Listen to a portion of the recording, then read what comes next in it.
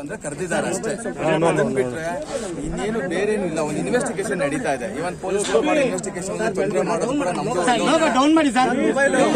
ಪೊಲೀಸ್ನವ್ರು ಮಾಡ್ತಾ investigation unnecessary ನಾವು ಇಂಟರ್ಫರೆನ್ಸ್ ಆಗೋದು ಸರಿಯಲ್ಲ.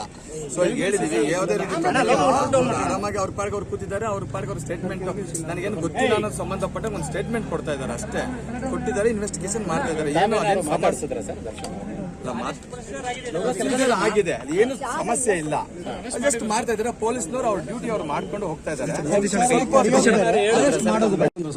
ಅಲ್ಲ, ಅವರು ವಿಚಾರಣೆ ಮಾಡ್ಬೇಕಾದ್ರೆ ಅದು ಅವ್ರ ಹತ್ರ ಮಾತಾಡೋಕೆ ಅವಶ್ಯಕತೆ ಬೀಳೋದಿಲ್ಲ. ಸ್ವಲ್ಪ ಸ್ವಲ್ಪ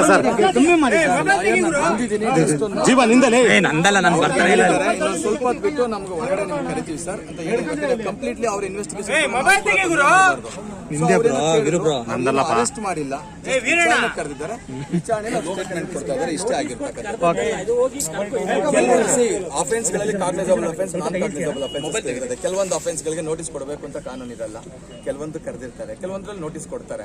ಇದನ್ನ ನೋಟಿಸ್ ಕರೆದಿದ್ದಾರೆ ಅಷ್ಟೇ. ಅವ್ರ ಗೌಟ್ ಬಂದಿದ್ದ ಕರೆದಿದ್ದಾರೆ. ಅದನ್ನ ಅವ್ರು ಬಂದ ತಕ್ಷಣ ಖಂಡಿತವಾಗಿಯೂ ಅದ್ರ ಬಗ್ಗೆ ವಿಚಾರಣೆಗೆ ನಾವು ಕೇಳೋಣ. ನಾವು